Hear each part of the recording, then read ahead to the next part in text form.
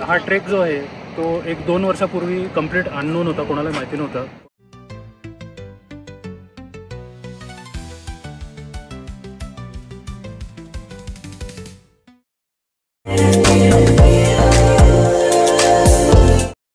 परातेवाडीला पोहोचल्यावर हे बघून बरं वाटलं की इथे भरपूर टू व्हीलरचं पार्किंग आहे. आणि आश्चर्य म्हणजे पुढे गेलं तर त्याच्याही पेक्षा मोठं 4 व्हीलरचं पार्किंग दिसलं. ट्रेकच्या सुरुवातीचा सीन बघून इथेच थोडा वेळ थांबलो आणि इथे असं कळलं की हा अख्खा ट्रेक या समोर दिसणाऱ्या रुंद मळलेल्या वाटेनी शेवटपर्यंत आहे. थोड्याच वेळात रस्त्यात एक बायफर्केशन आलं. समोरचा रस्ता जात होता तो कुंडलिका व्ह्यू पॉइंट कडे आणि डावा कंटिन्यू होत होता तो सावळ्या घाटाचा. आता हा कुंडलिका व्ह्यू पॉइंट म्हणजे नक्की काय आहे हे बघायला पुढे गेलो आणि त्या व्ह्यू पॉइंट वरनं दिसणारा नजारा बघून अक्षरशः थक्क झालो. कुंडलिका व्हॅली खरं तर आपल्याला अंधारबनच्या ट्रेक मधनं पण दिसते, पण इथून तिचे वेगळेच राकट आणि विराट असे स्वरूप दर्शनी पडले.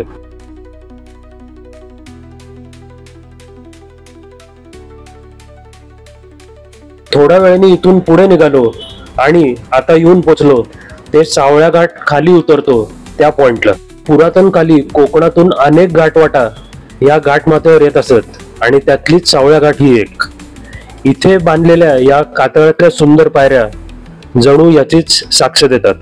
आणि हो, नुसत्याच या पायऱ्या नाहीत तर ही घाटवाट प्रत्यक्ष वापरात असल्याचे ऐतिहासिक संदर्भ आपल्याला थोरले माधवराव पेशवे यांच्या रोजनिशीत मिळतात. प्रवाशांच्या पाण्याच्या सोयीसाठी बांधलेली अनेक छोटी मोठी पाण्याची टाकी सुद्धा आपल्याला इथे बघायला मिळतात. पायऱ्यानंतरचा पॅच हा थोडासा निसरडा असल्याने काळजीपूर्वक निगोशिएट करावा, खास करून पावसाळ्यात. या पॅच नंतर चालू होतो तो एक सुसाट उतार. इथे तुमच्या पायांच्या ब्रेकचं फुल टेस्टिंग होतं. एवढंच की हा अख्खा पॅच आपण झाडांच्या सावलीत क्रॉस करतो.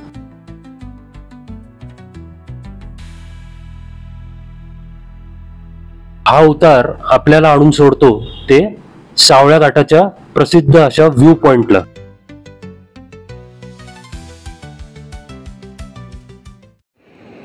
जसं तुम्ही बघताय आपला सावळ्या घाटाचा ट्रेक आता इथे संपलेला आहे आणि सावळ्या घाटाच्या व्ह्यू पॉईंटला आपण आलेलो आहे.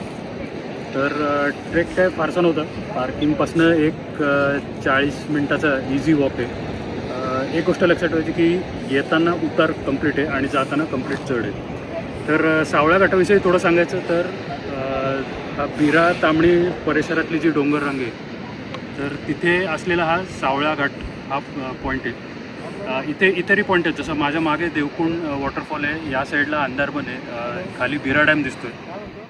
हा एक व्ह्यू पॉइंट आपल्याला बरेच नजारे दाखवतो. हा समोर दिसतो आहे तो आहे रिंग वॉटरफॉल आणि इथे मध्ये जो खाली दिसत आहे तो आपल्या सर्वांचा मॉन्सून फेवरेट असा देवकुंड धबधबा. या दिवशी वातावरण क्लिअर असल्याने चोहो बाजूचा नजारा अगदी स्पष्ट दिसत होता आणि या सगळ्यात सर्वोत्तम होता तो समोरच दिसणारा बिरा डॅम. या व्ह्यू पॉइंटच्या दुसऱ्या बाजूनी आपल्याला दर्शन घडते ते तांबणीच्या गर्द अशा अभयारण्याचे. हा ट्रेक जो आहे तो 1-2 वर्षापूर्वी कंप्लीट अननोन होता, कोणाला माहिती नव्हतं. पण आता इंस्टाग्राम, यूट्यूब, रील्सच्या जमान्यात आता हा खूप फेमस झालेला आहे. विकेंडला इथे तोबा गर्दी असते, पावसाळ्यात पर्टिक्युलरली. आता आज आम्ही आलो आहे तर थोडासा पाऊस थांबलेला आहे आणि कंप्लीट क्लिअर आहे आज. म्हणजे ऊनच आहे असं म्हणावं लागेल, उन्हाचा चटका बसतो आहे. पण त्यामुळे हा जो व्ह्यू जो आहे तो 360 डिग्रीज क्लिअर व्ह्यू आहे. त्यामुळे रिंग वॉटरफॉल, देवकुंड वॉटरफॉल, बिरा डॅम, देवकुंडचं ट्रेकचं स्टार्टचं पाटणूस गाव वगैरे हे सगळं आत्ता इथनं एकदम स्पष्ट क्लिअर दिसत आहे. आम्ही आज जरी व्ह्यू पॉइंट पर्यंतच जाणार होतो तरी हा सावळ्या घाट अख्खा खाली उतरून आपल्याला बिरा गावापर्यंत सुद्धा जाता येते.